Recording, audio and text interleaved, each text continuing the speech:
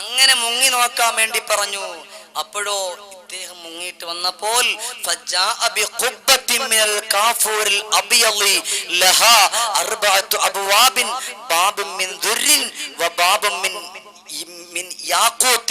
ഇങ്ങനെ നല്ലതായിട്ടുള്ള സുന്ദരമാക്കപ്പെട്ട ഒരു കുബ്ബയും കൊണ്ടാണ് പൊങ്ങി വരുന്നത്.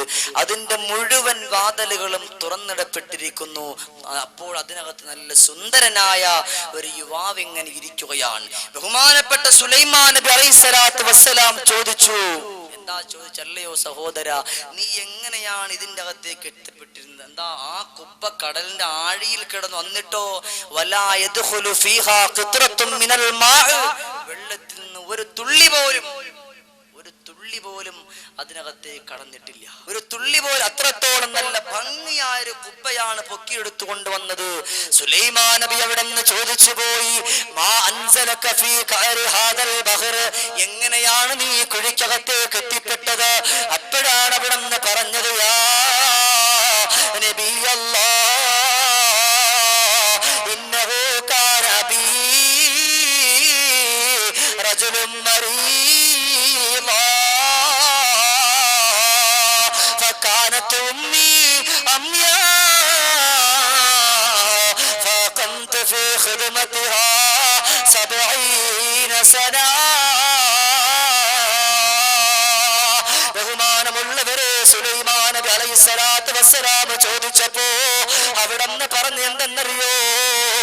ഇന്നഹു കാന ബീ റജുലുൻ മരീദ, എന്റെ പ്രിയപ്പെട്ട പിതാവ് ഒരു രോഗിയായിരുന്നു.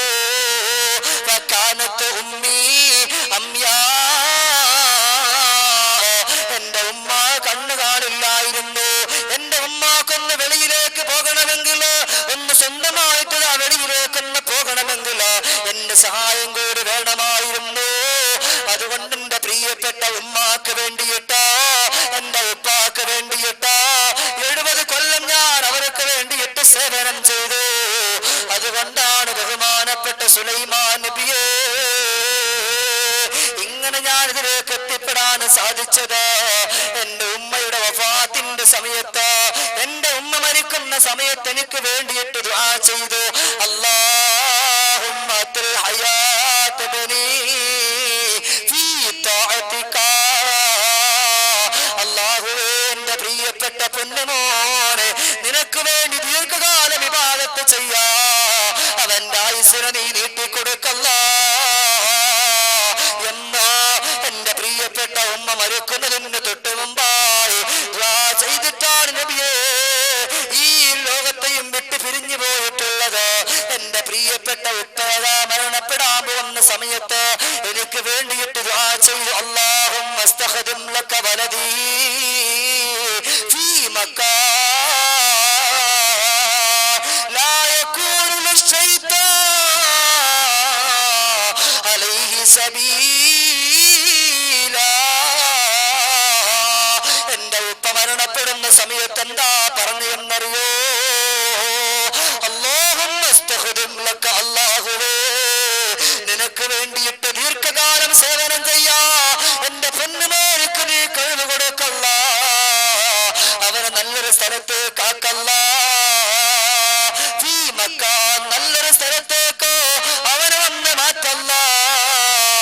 ലാ യകൂനു ലിശ്ശൈത്താൻ അലൈഹി സബീലാ, ഒരു ശൈത്താൻ പോലും കടക്കാത്ത ഒരു സ്ഥലത്തേക്ക് എന്റെ പ്രിയപ്പെട്ട പൊന്നുമോനെ ആക്കല്ല എന്ന് എന്റെ ഉപ്പ മരണപ്പെടുന്ന സമയത്ത് പറഞ്ഞല്ലോ. അങ്ങനെ പറഞ്ഞപ്പോ അല്ലാഹു റബ്ബുൽ ഇസ്സത്തായ തമ്പുരാൻ എനിക്ക് നൽകിയ ഏറ്റവും വലിയ അനുഗ്രഹമാണ്. കണ്ടോ സഹോദര, ഉപ്പാന്റെ ദുആയാണ്, ഉമ്മാന്റെ ദുആയാണ്. അംഗീകരിക്കാതിരിക്കാൻ പറ്റുമോ എനിക്കും നിങ്ങൾക്കോ? അപ്പോ ബഹുമാനപ്പെട്ടവർ ചോദിച്ചു, നിനക്ക് എവിടെന്നാണ് ഭക്ഷണം കിട്ടുക? ഖാല യാ നബിയല്ലാഹ് യഅതി കുല്ലു യൗമിൻ തയ്റുൻ നഖ്ലറ ഫീ മിൻഖാർ ശൈഇൻ നസ്ഗറ മിത്ല റഅസിൽ ഇൻസാൻ ഫകുല്ലുഹു ഫഖലുഹു ഫജിദ് ഫീ തുഅമ കുല്ലു നഈമി ഫീ ദാരി ദുനിയാ. ഒരു സുന്ദരിയാക്കപ്പെട്ടൊരു കിളിയുണ്ട്. ആ കിളിയതാ എന്നും ഈ കുപ്പക്കുള്ളിലേക്ക് വരും. അതിന്റെ ചുണ്ടിലോ മനുഷ്യന്റെ തല പോലെ ഉള്ളൊരു പാത്രമുണ്ട്. അതിനകത്ത് എല്ലാം ഉണ്ടായിരിക്കും. എന്ത് വേണോ ഞാൻ ആഗ്രഹിക്കുന്ന മുഴുവൻ സാധനവും അതിൽ കാണും. അതിൽ നിന്ന് ഞാൻ എല്ലാം എടുത്തുകൊണ്ട് ഭക്ഷിക്കുകയാണ്.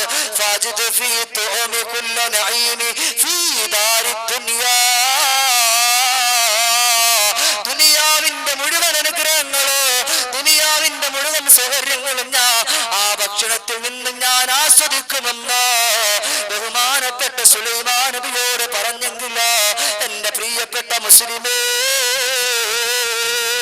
നമുക്ക് അല്ലാഹുവിനോട് നല്ല രീതിക്ക് വെട്ടിക്കരഞ്ഞുകൊണ്ടെന്ന് ചോദിച്ചുകൊണ്ട് മടങ്ങിക്കോ. അല്ലാഹുവേ, ദുനിയാവിന്റെ ഭരത്ത് ഞാൻ ജീവിച്ചിരുന്നപ്പോ, ദുനിയാവിന്റെ ആഡംബരത്തിൽ ഞാൻ പോയിരുന്നപ്പോ, ദുനിയാവിന്റെ കഷ്ടപ്പാടിൽ ഞാൻ പോയിരുന്നപ്പോ, ദുനിയാവിന്റെ ബുദ്ധിമുട്ടിൽ ഞാൻ പോയിരുന്നപ്പോ, ദുനിയാവിന്റെ ഒരുപാട് വൃത്തികെട്ട കൂട്ടുകാരോടൊപ്പം ഞാൻ എന്റെ ആയുസ്സിനെ ഞാൻ തള്ളി നീക്കിയപ്പോ, എനിക്ക് വേണ്ടി ഉറക്കമഴിഞ്ഞ എന്റെ പ്രിയപ്പെട്ട ഉമ്മാനെ ഞാനൊന്ന് നീക്കിയെറിഞ്ഞല്ലോ. എനിക്ക് വേണ്ടി ഒരുപാട് കഷ്ടപ്പെട്ട എന്റെ ഉപ്പാനെ ഞാൻ നീക്കിയെറിഞ്ഞല്ലോ. ഒന്ന് കരയ് സഹോദരാ. ഇന്ന് ആയിക്കൊള്ളട്ടെ പാതിരാ സമയത്ത് ഇന്നത്തെ ആൾക്കാർ ഉമ്മമാരാണ് ജീവിച്ചിരിക്കുന്നത് എന്ന് പറയാൻ എനിക്ക് കഴിയില്ല. എത്ര ഉപ്പമാരാണ് ഇവിടെ ജീവിച്ചിരിക്കുന്നത് എന്ന് എനിക്ക് പറയാൻ കഴിയില്ല.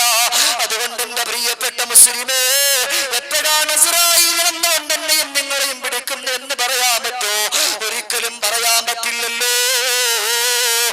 മരിക്കുന്ന സമയത്ത് ഉപ്പാന്റെ പൊരുത്തമില്ലാതെ മരിച്ചു പോകല്ലേ, ഉമ്മാന്റെ പൊരുത്തമില്ലാതെ മരിച്ചു പോകല്ലേ. രക്ഷയില്ല മുസ്ലിമേ, രക്ഷയില്ല. അല്ലാഹുവിന്റെ ഖബറിൽ പോലും നമുക്ക് രക്ഷ കിട്ടത്തില്ല. ഈ ദുനിയാവിന്റെ ഒരു നന്മയും നമുക്കുണ്ടാകില്ല. ദുനിയാവിന്റെ തിന്മയല്ലാതെ ദുനിയാവിന്റെ ഒരു നന്മയും നമുക്കുണ്ടാകില്ല ചെറുപ്പക്കാരാ. അതുകൊണ്ട് ഇപ്പൊ നമ്മുടെ സ്വർഗത്തിന്റെ കവാടമാണല്ലോ, ഉമ്മയും നമ്മുടെ സ്വർഗത്തിന്റെ കവാടമാണല്ലോ. എന്നാല് പഠിച്ചോ എന്റെ പ്രിയപ്പെട്ട ഉപ്പമാരെ, മരണപ്പെട്ടു പോയി ഉപ്പാക്ക് വേണ്ടി ദുആ ചെയ്തോ, ഉമ്മാക്ക് വേണ്ടി ദുആ ചെയ്തോ. ഒന്ന് വെട്ടിക്കരഞ്ഞു നോക്കെന്റെ പ്രിയമുള്ളവരെ. നമുക്ക് വേണ്ടി അതാ എത്രയോ കരഞ്ഞവരാ. നമുക്കൊന്ന് സുഖമില്ലാതെന്നായി പോയാ നമുക്ക് വേണ്ടി രാപ്പകരില്ലാതെ ഹോണും മുറക്കവുമില്ലാതെ വെട്ടിക്കരയുന്ന നമ്മുടെ പ്രിയപ്പെട്ട മാതാപിതാക്കൾ ഇന്ന് കാറ്റിൽ പറപ്പിക്കുന്ന മക്കള്, രക്ഷയില്ല. നമ്മുടെ ഉമ്മാക്കുള്ള സ്ഥാനത്തിന് 1000 പോറ്റും വരട്ടെ. ആ നമ്മുടെ ഉമ്മാന്റെ സ്ഥാനത്താകുമോ എന്റെ പ്രിയമുള്ളവരെ? ഒരിക്കലും ആവില്ലല്ലോ. അതാ 10 മാസം പെറ്റാത 10 മാസം വേദനയോടെ യാതനയോടെ കഷ്ടപ്പാടോടെ ഇത്രത്തോളം പ്രയാസം അനുഭവിച്ചുകൊണ്ട് വയറ്റിൽ ചുമന്നുകൊണ്ട് നടന്ന് നമ്മളേതാ ദുനിയാവിലേക്ക് പ്രസവിച്ചിട്ട നമ്മുടെ പ്രിയപ്പെട്ട ഉമ്മയുണ്ടല്ലോ. ആ ഉമ്മാനെ ഇന്ന് തള്ളിപ്പറയുന്ന മക്കളാണല്ലോ. പാടില്ല മുസ്ലിമേ, പാടില്ല. രക്ഷ വേണോ, രക്ഷ വേണോ. ഉമ്മാക്ക് വേണ്ടി ദുആ ചെയ്തോ. ലോകത്തിന്റെ നേതാവ് പഠിപ്പിച്ചല്ലോ. ആ ഉപ്പാക്ക് വേണ്ടി പൊട്ടിക്കരഞ്ഞുകൊണ്ട് ദുആ ചെയ്തോ. ആ ഉമ്മാക്ക് വേണ്ടി പൊട്ടിക്കരഞ്ഞുകൊണ്ട് ദുആ ചെയ്തോ. എത്രയോ ഉപ്പമാരാ ഇന്നാരുടെ മണ്ണിന്റെ കത്തളത്തിൽ കഴിയുന്നത്. അല്ലാഹുവിന്റെ ഹബീബായ റസൂലുള്ളാഹി തങ്ങൾ പറഞ്ഞല്ലോ, ഓ ഖബറിൽ കിടക്കുന്ന ഉപ്പാക്ക് വേണ്ടി ദുആ ചെയ്തോ. ഇന്ന് വെള്ളിയാഴ്ച രാവെന്ന് വന്നിട്ട് പോലും എത്ര മക്കളാണ് ചങ്കൂറ്റത്തോടെ പറയാൻ പറ്റുക? എത്ര മക്കളാണ് ഉപ്പാന്റെ ഖബറിടത്തിലേക്ക് പോയിട്ട് അല്ലാഹുവേ, ഈ ഖബറിന്റെ ഘട്ടത്തിൽ കിടക്കുന്ന എന്റെ പ്രിയപ്പെട്ട ഉപ്പയാണ്, എന്റെ പ്രിയപ്പെട്ട ഉമ്മയാണ്. അല്ലാഹുവേ, എനിക്ക് വേണ്ടി ഒരുപാട് രക്തമൊഴിഞ്ഞ, എനിക്ക് വേണ്ടി ഒരുപാട് കഷ്ടപ്പെട്ട എന്റെ ഉപ്പയും ഉമ്മയും അതാ ഇന്നാരും കൂട്ടിനില്ലാത്ത 6 അടി മണ്ണാകുന്ന ഖബറിന്റെ ഘട്ടത്തിൽ കഴിയുന്നല്ല റബ്ബേ. اللهم اغفر لأبي، اللهم اغفر له وارحمه واعف عنه. ഉപ്പാന്റെ ഖബറിടത്തേക്ക് പോയിക്കൊണ്ടിട്ടായി, ഉപ്പാന്റെ ഖബറിടത്തിലേക്ക് പോയിക്കൊണ്ട് ഇങ്ങനെ പറയുന്ന എത്ര മക്കളുണ്ട് എന്റെ പ്രിയമുള്ളവര്? ഉമ്മാന്റെ ഖബറിലേക്ക് ഒന്ന് പോയിട്ട് اللهم اغفر لها وارحمها. ബഹുമാനമുള്ള സഹോദരാ, ആ ഖബറിൽ കിടക്കുന്ന ഉപ്പാന്റെ അവസ്ഥ എനിക്ക് പറയാൻ പറ്റോ? നിങ്ങൾക്ക് പറയാൻ പറ്റോ? ഇല്ല, ഇല്ല. അതുകൊണ്ട് അതുകൊണ്ട് പുന്നാര റസൂലുള്ളാഹി തങ്ങളെ പഠിപ്പിക്കുകയാണ്, ആ ഉപ്പാക്ക് വേണ്ടിയിട്ട് നീ ഹദിയ ചെയ്തോ.